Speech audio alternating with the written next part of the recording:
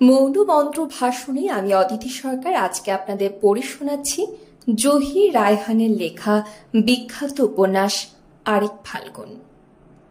এটি একটি ভাষা আন্দোলন ভিত্তিক উপন্যাস। এটি বাংলা সাহিত্যের ভাষা আন্দোলন ভিত্তিক প্রথম উপন্যাস।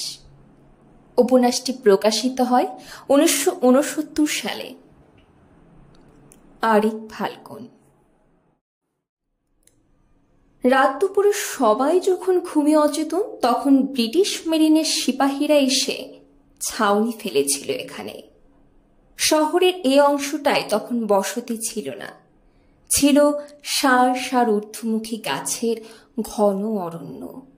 দিনের বেলা কাঠুরের দল এসে কাঠ কাটত, আর রাতে হিংস্র পশুরা চড়ে বেড়াত।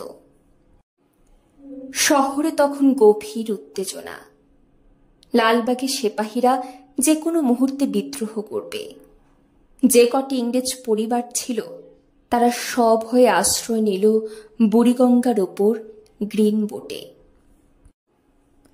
খবর পেয়ে যথাসময়ে ব্রিটিশ মেরিনের সেনারা এসে পৌঁছেছিল, আর শহরের এই অংশটা দখল করে তাঁবু ফেলেছিল এখানে। সে থেকে এর নাম হয়েছিল আন্ডারগোড়া ময়দান। লোকে বলতো আন্ডারগোড়ার ময়দান। শেষ রাতে লালবাগ নিরস্ত্র সিপাহীদের ওপর অতর্কিতে আক্রমণ করেছিল তারা। মানুষের রক্তে লালবাগের মাটি লাল হয়ে ওঠে। কিছু সিপাহী মার্চ করে পালিয়ে যায় ময়মনসিংহের দিকে। যারা ধরা পড়ে তাদের ফাঁসি দেওয়া হয় আন্ডারগোড়ার ময়দানে। মৃতদেহগুলোকে ঝুলিয়ে রাখা হয় গাছের ডালে ডালে। লোকে দেখুক, দেশদ্রোহের শাস্তি কত নির্মম হতে পারে স্বচক্ষে দেখুক নেটিভরা। এসব ঘটেছিল 100 বছর আগে, 1857 সালে। আন্ডারগোড়ার ময়দান এখনো আছে, শুধু নাম পাল্টেছে তার। লোকে বলে ভিক্টোরিয়া পার্ক। সে অরণ্য আজ নেই। মাঝে একটা প্রচণ্ড ঝড় হয়েছিল।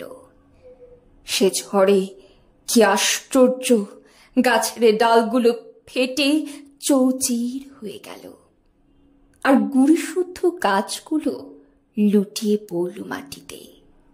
লোকে বলতো গাছেরও প্রাণ আছে, পাপ সইবে কেন? তারপর থেকে আবাদ শুরু হলো এখানে। ঘর উঠল, বাড়ি উঠল, রাস্তাঘাট তৈরি হলো। মহারানীর নামে গড়া হলো একটা পার্ক। আগে জনসভা হতো এখানে, এখন হয় না। শুধু বিকেলে ছেলে বুড়োরা এসে ভিড় জমায়। ছেলেরা দৌড়ঝাঁপ দেয়, বুড়োরা শুয়ে বসে বিশ্রাম নেয়, চিনে বাদামের খোসা ছড়ায়। এটা হলো গ্রীষ্মে অথবা বসন্তে। শীতের মৌসুমে লোক খুব কম আসে। সন্ধ্যার পরে কেউ থাকে না। এবারে শীত পড়েছিল একটু বিদঘুটে ধরনের। দিনে ভয়ানক গরম, রাতে কনকনে শীত। সকালে কুয়াশায় ঢাকা পড়েছিল পুরো আকাশটা।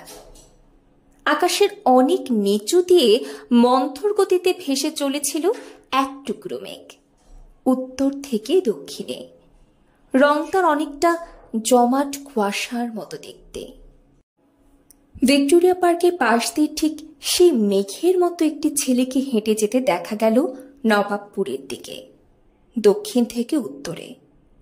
পরনে তার একটা সদ্য ধোয়ানো সাদা শার্ট, সাদা প্যান্ট, পা জোড়া খালি, জুতো নেই। রাস্তার দুপাশে দোকানিরা পসরা নিয়ে বসেছে। টাউন সার্ভিসে বাসগুলো চলতে শুরু করেছে সবে। ভিড় বাড়ছে। কর্মচঞ্চল লোকেরা গন্তব্যের দিকে ছুটছে রাস্তার দুধার ঘেঁষে। কিন্তু ওদের সঙ্গে ছেলেটির একটা আশ্চর্য অসামঞ্জস্য প্রথম দৃষ্টিতেই ধরা পড়ে।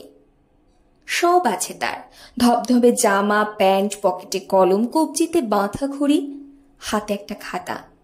মুখের দিকে তাকালে ভদ্রলোকের সন্তান বলে মনে হয়, কিন্তু পায়ে জুতো নেই কেন ওর?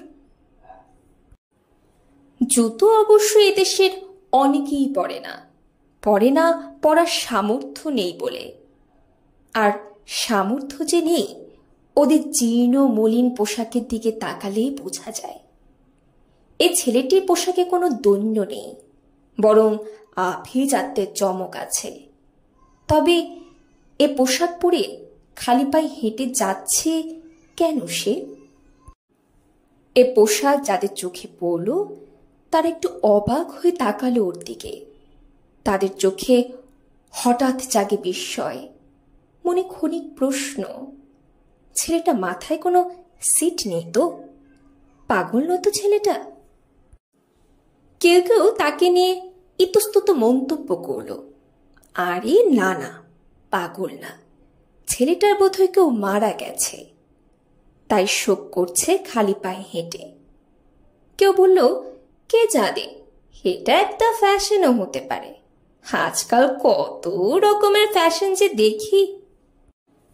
কেউ বলল, মহরমের তো অনেক দেরি, তাই না? ছেলেটা তখনও হেঁটে চলেছে আপন মনে।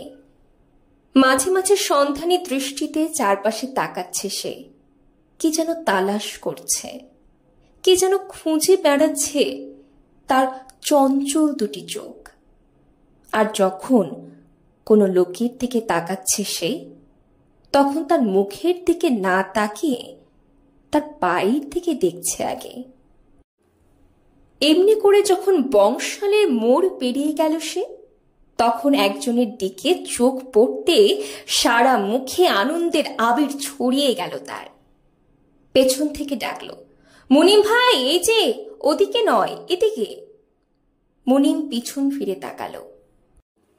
গায়ের রং তার রাতের আঁধারের মতো কালো, মসৃণ মুখ, খাড়া নাকের গোড়ায় পুরো ফ্রেমের চশমা, পরনে একটা ধপধপে পায়জামা, পাজোড়া কিন্তু তারও নগ্ন, জুতো নেই।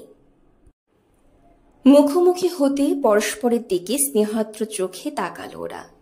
মৃদু হাসল, হেসেই গম্ভীর হয়ে গেল দুজনে। তারপর পথ চলতে চলতে মুনিম বলল, বাসা থেকে মা বেরোতেই দিচ্ছিলেন না, বুঝলে আসাদ, মায়ের সব সময় ভয় যদি কিছু ঘটে। আমার অবশ্য ওসব বালাই নেই।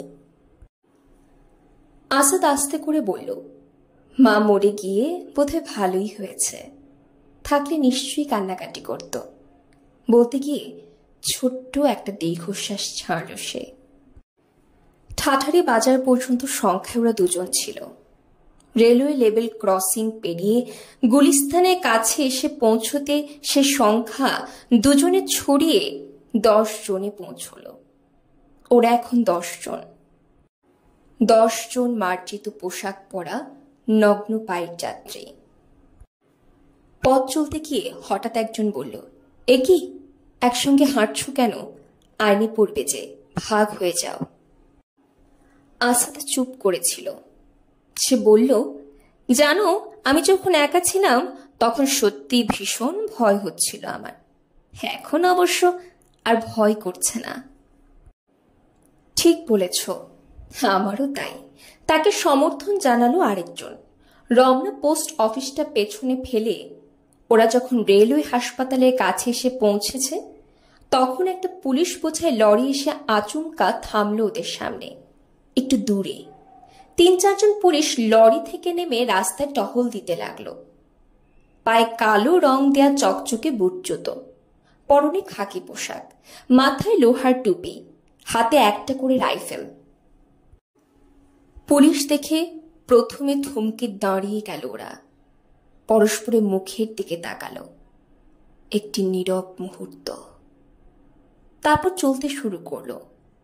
আসাদ বলল, মনে হচ্ছিল আমাদের ধরবার জন্যে লরিটা থামিয়েছে ওরা। আমিও তাই ভেবেছিলাম, বলল আরেকজন। মুনিম কিছু বলল না, পকেট থেকে রুমালটা বের করে নীরবে মুখখানা মুছল। বিশ্ববিদ্যালয়ের সামনে দিয়ে যে রাস্তাটা চলে গেছে সোজা উত্তরে, তার দুপাশে আকাশমুখী যে গাছগুলো দাঁড়িয়ে, তার নাম দেবদারু। ফাল্গুন আসতে সে গাছের পাতা ঝরতে থাকে, ঝড়ে অনেকটা ইলিশি গুঁড়ির মতো। ছোট ছোট সবুজ পাতাগুলো ঝরে পড়ে রাস্তার উপরে সবুজের আস্তরণ বিছিয়ে দেয়। ভোরের দিকে সেখানে শিশিরের অসংখ্য সোনালী বিন্দু আলতো ছড়িয়ে থাকে। জনশূন্য তখন 3টি মেয়েকে এক সারিতে এগিয়ে আসতে দেখা গেল বিশ্ববিদ্যালয়ের দিকে। আজ এ পর্যন্তই। উপন্যাসের বাকি অংশ পাবেন পরবর্তী ভিডিওতে।